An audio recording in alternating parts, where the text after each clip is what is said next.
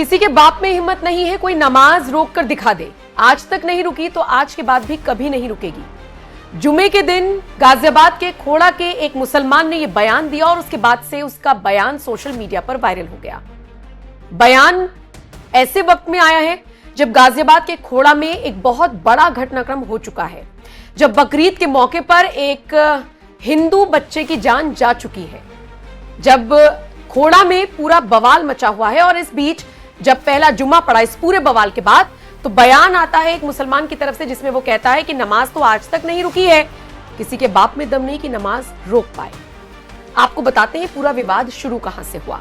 नमस्कार, स्वागत है आप सभी का। आप देख रहे हैं एनएमएफ न्यूज, आपके साथ मैं हूं नमता चौधरी। बकरीद के मौके पर खोड़ा में एक हिंदू बच्चे जिसका नाम सूर्य चौहान था, उसको मार दिया जाता है और उसके ही अपने दोस्तों द्वारा उसकी हत्या कर दी जाती है। हालांकि एक का एनकाउंटर हो गया है, जो मुख्य आरोपी था उसका पिता जेल में है, तमाम और आरोपी भी जेल में है।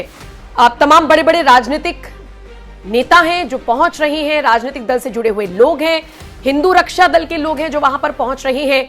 मैं सभी से एक बात कहता हूं, दारुल उलूम देवबंद आतंकवादियों का अड्डा है। वहीं से हिंदू को मारने की रणनीति तैयार होती है। इसीलिए दारुल उलूम देवबंद पर योगी जी से मेरा आह्वान है कि उसको वहां जितने भी बुलडोजर लगे, दारुल उलूम देवबंद को समाप्त कर देना चाहिए। जिस दिन दारुल उलूम देवबंद समाप्त हो गया, जिस दिन इस उत्तर प्रदेश से, मैं उत्तर प्रदेश की बात करता हूं, वैसे पूरे देश से मस्जिद और मदरसे जिस दिन समाप्त हो गए, उस दिन हिंदू मरना, कटना, लव जिहाद में फंसना बहन बेटियों का सब ठीक हो जाएगा। कोई हिंदू को नहीं मार पाएगा, कोई बहन बेटियों को नहीं भगाकर। हमने कहा है कि दारुल उलूम देवबंद जड़ से समाप्त होना चाहिए। उससे वो बहुत अच्छा सराहनीय कार्य प्रशासन कर रहा है। हमारा जो सहयोग उन्हें चाहिए हम देने को तैयार। जिस तरीके से ये जिहादी जुम्मे की नमाज करने के बाद हिंदू को मारने की मंशा अपने दिमाग में पालते हैं, और जिस तरीके से बकरा ईद जो है इसके बाद इन्होंने जिस तरीके से हमारे सूर्य चौहान को उसी तरीके से तड़पा कर मारा है, ऐसे लोग जड़ से समाप्त होने चाहिए। जितने जालीदार टोपी वाले हैं, दाढ़ी वाले हैं, ये लोग जितने भी मस्जिद मदरसे से निकलते हैं, इन लोगों को ठीक करने के लिए मस्जिद मदरसे सब समाप्त करने चाहिए। और मैं कह रहा हूँ, जिहाद मुक्त खोड़ा होना चाहिए। और सूर्य को इंसाफ मिले ये कोशिश कर रही है, लेकिन इन सब के बीच आम लोगों से भी पत्रकार जा जाकर बात कर रही हैं। क्या कहना चाहेंगे यहाँ पे जो मामला हुआ था, इस पे सूर्य? देखा नहीं, बस सोया हुआ। देखा नहीं आपने? असद का यहीं से तो थोड़ी दूरी पे घर है। वो बताया था पीछे घर है। हम तो किराए पे रहते हैं। किराए पे रहते हैं। अब लोगों को दूर दराज से पता चल जा रहा है आप किराए पे रहते हैं, उसके बावजूद। हाँ, तो वो तो मालूम है कि यहाँ हुआ है। अच्छा, योगी जी ने बयान दिया इसी मसले को लेकर के, कहा है कि दोस्ती की आड़ में चाकू छुरी जो मारी जा रही है सब बर्दाश्त नहीं किया जाएगा, छुरेबाजी बर्दाश्त नहीं की जाएगी। इस पे क्या कहना चाहेंगे? हाँ, गलत। एनकाउंटर हुआ है असद का, इस पे क्या कहना? ठीक है। अब घर पे भी नोटिस लग गया, जो पुराना घर है उसमें। ठीक है, सही है। सही है, सही हो रहा है एक्शन। सही हो रहा है। यहाँ पे जो माहौल है, कैसा माहौल है? ठीक माहौल है।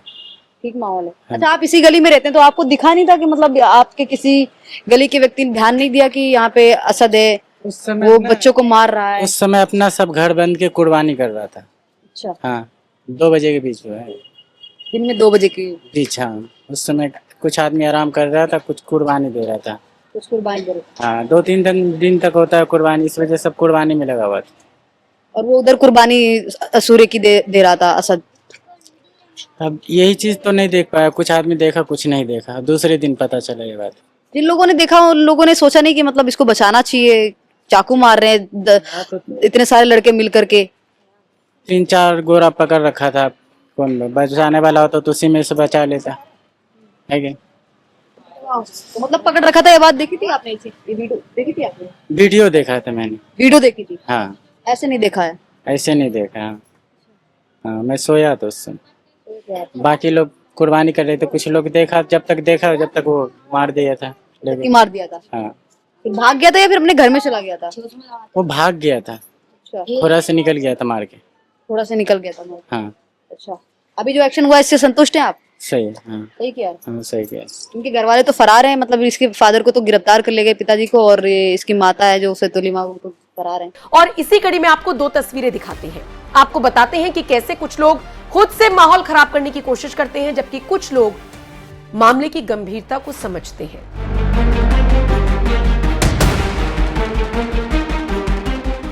सबसे पहले इस शख्स की तस्वीर देखिए। इसने एक पत्रकार से बात करते हुए कह दिया कि किसी के बाप में दम नहीं जो नमाज रुकवा दे। आज तक नहीं रुकी है, आज भी नहीं रुकेगी।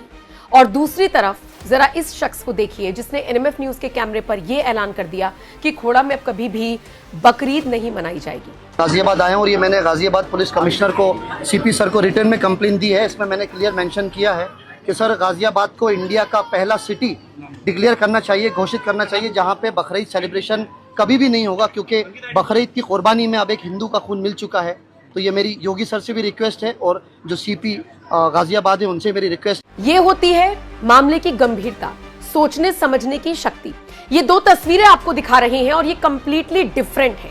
एक में एक शख्स कह रहा है कि हम कभी ईद नहीं मनाएंगे, इतना बड़ा घटनाक्रम खोड़ा में हो गया है, हम सब के लिए बहुत दुख की बात है। और दूसरी तरफ एक बार फिर खोड़ा को जलाने की साजिश ऐसे मुसलमान रच रहे हैं जो कह रहे हैं कि किसी के बाप में दम नहीं कोई नमाज रुकवा दे।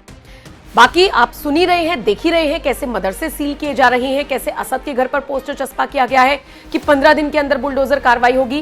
कार्यालय जिलाधिकारी गाजियाबाद श्री नवाब निवासी ग्राम खोड़ा परगना तहसील जिला गाजियाबाद, नायब तहसीलदार गाजियाबाद एवं अधिशासी अधिकारी नगर पालिका परिषद खोड़ा मकनपुर गाजियाबाद के द्वारा अपनी आख्या में अवगत कराया गया है कि आपके द्वारा ग्राम खोड़ा परगना दोनों तहसील में जिला गाजियाबाद के खसरा संख्या 70 जो राजस्व अभिलेखों में शासकीय भूमि बंजर श्रेणी में 5-3 की भूमि है पर अवैध कब्जा किया गया है। अतएव आपको अनुसार ग्राम खोड़ा परगना तहसील नौनी जिला गाजियाबाद के खसरा संख्या 70 खोड़ा से जो भी अपडेट्स आ रही हैं वो आप तक पहुंचा रहे हैं, लेकिन इन दो तस्वीरों पर आपका क्या कुछ कहना है? आप मुझे अपनी राय कमेंट सेक्शन में जरूर दीजिएगा। बाकी खबरों के लिए एनएमएफ न्यूज देखते रहिए।